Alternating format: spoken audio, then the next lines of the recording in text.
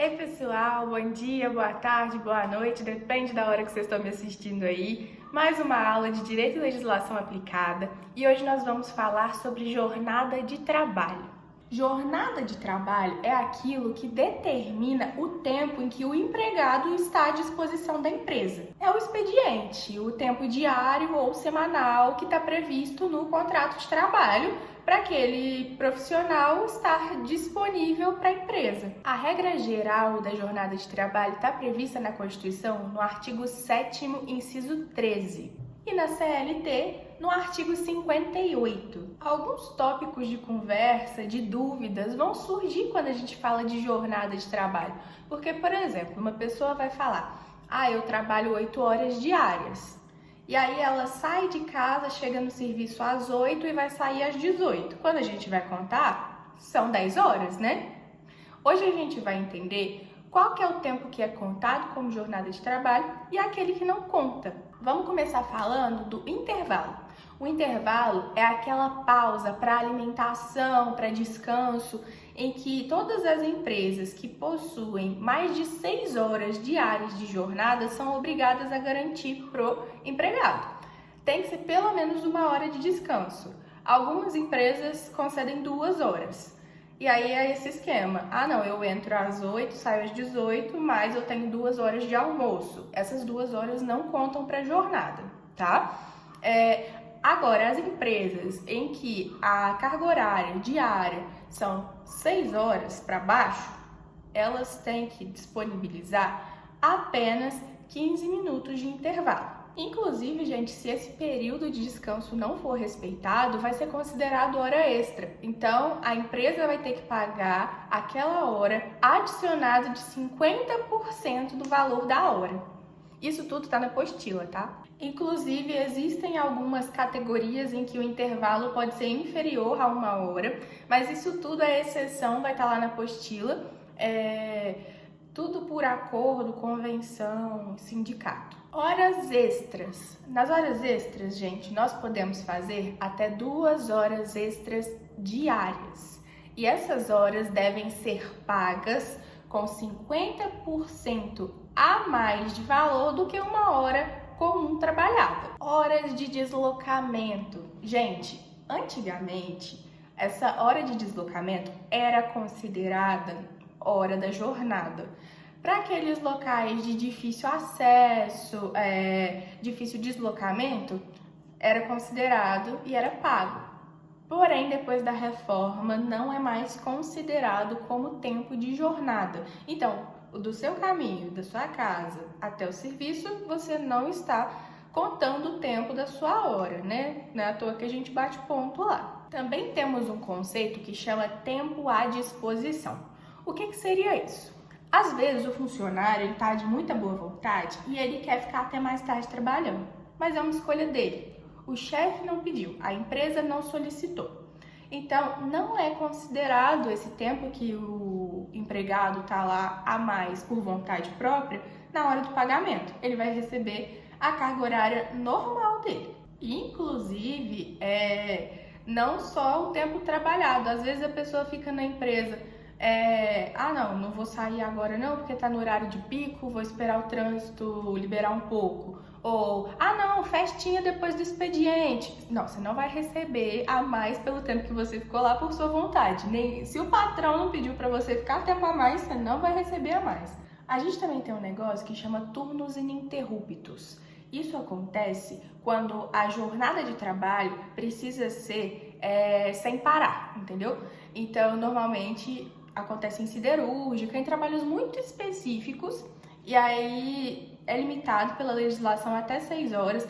Tá mais explicado lá na apostila, tá, gente? Só tô trazendo para vocês terem noção do que tá lá. Tô resumindo. Também temos a classificação de trabalho externo. Essa aqui é para aquele tipo de emprego em que o empregado não tem como ficar indo lá bater ponto para garantir que está trabalhando. Por exemplo, uma pessoa que instala a internet, ela tá fazendo um trabalho externo.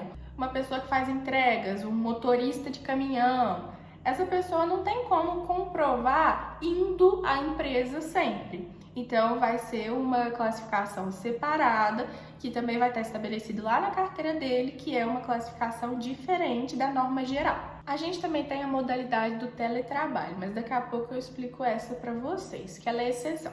Então, gente, além desses casos que eu falei para vocês, existem alguns casos que fogem um pouco da norma geral. E esses casos são chamados de jornadas especiais.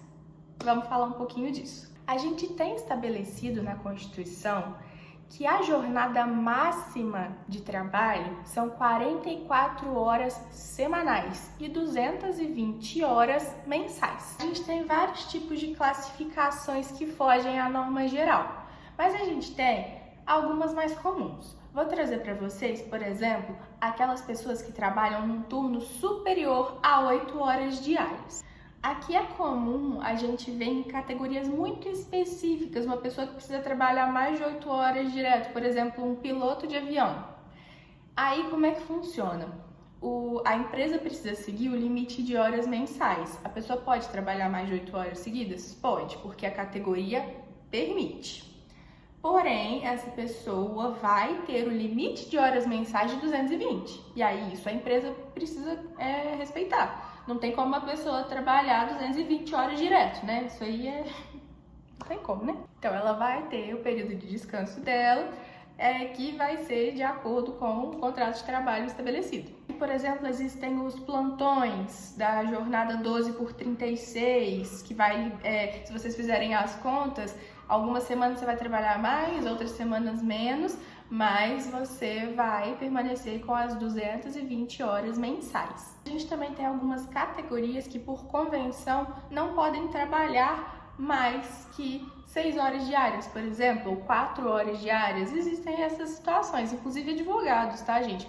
Tá explicado melhor lá na apostila, mas bancário, advogado, jornalista, artista, isso aí vai tá mais exemplificado lá. Recentemente, gente, virou uma grande polêmica, né? Muita notícia sobre o fim da escala 6x1, que é esse regime que a gente já viu até agora das 44 horas semanais. Algumas empresas aderiram a isso já, outras não, tá uma movimentação legislativa, né? Mas existem algumas regras e isso vai estar mais explicado lá na apostila, tá, gente? Como eu já falei 500 mil vezes, vídeo é só o resumo. Isso aqui é importante que vocês saibam que a CLT veda qualquer caso em que a redução de jornada vá afetar a remuneração daquele empregado, tá? As mudanças de contrato que implicam na diminuição monetária do funcionário são inválidas, então elas não podem ser legalizadas. A gente tem alguns projetos de lei, alguns projetos de emenda constitucional que tratam sobre esse assunto. Tá lá na apostila também. O mais comum foi o projeto da Érica Hilton, a deputada, de 2024. Ela pediu para alterar a hora máxima semanal para 36, ao invés de 44. Então, seria de 3 dias de descanso, 4 dias trabalhados. Isso tudo, gente, já acontece fora do Brasil, tá? O Reino Unido, a Espanha, alguns países europeus, no geral, eles já trazem esse esquema, né, de 4x3. Então, vamos ver o que dá aí no Brasil, né? Para encerrar, vamos falar das exceções da jornada de trabalho. Essas exceções, gente, são previstas no artigo 62 da CLT. Vou ler para vocês o artigo 62, tá ali, não tá aqui embaixo hoje não, porque eu tô em lugar diferente, né? Vocês estão vendo. Vamos lá. Não são abrangidos pelo regime previsto nesse capítulo. Nesse capítulo seria o regime geral.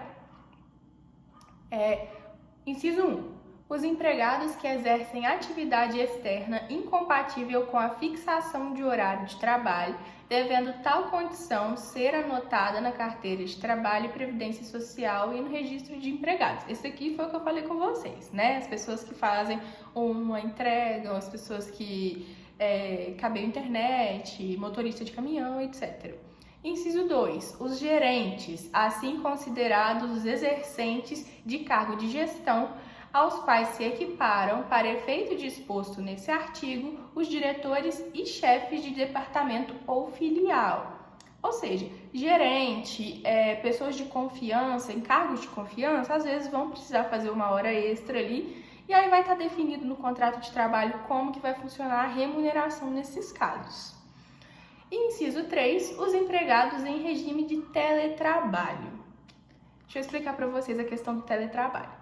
O teletrabalho está previsto na CLT no artigo 75B, e lá é caracterizado como a prestação de serviço preponderantemente fora das dependências do empregador, com a utilização de tecnologias de informação, de comunicação que, por sua natureza, não se constituam como trabalho externo. Ou seja, foi feito um contrato ali para aquela pessoa trabalhar de casa, de outro lugar que não a empresa. Então não tem como a pessoa bater ponto e etc. Não é considerado um trabalho externo porque a pessoa não, em momento algum, vai ali na empresa, né? Ou dependendo do contrato. Mas não tem como você fixar uma hora certa para aquela pessoa. Às vezes ela vai trabalhar mais horas, às vezes menos. Então, assim, vai variar. A matéria foi essa, gente. Foi a classificação mesmo sobre a jornada de trabalho que está inserida no contrato de trabalho. Vocês estão vendo que a gente aprende uma coisa, depois a gente aprende outra. A gente daqui a pouco já está encerrando questão de direito do trabalho e a gente vai para a legislação específica para encerrar, porque esse semestre está corrido demais, está passando muito rápido. Então, assim, para variar um pouco, né? Estou à disposição de vocês sempre no e-mail institucional analourenco@unipac.br. Qualquer dúvida, qualquer sugestão, pode me mandar lá. E é isso, gente. Até mais!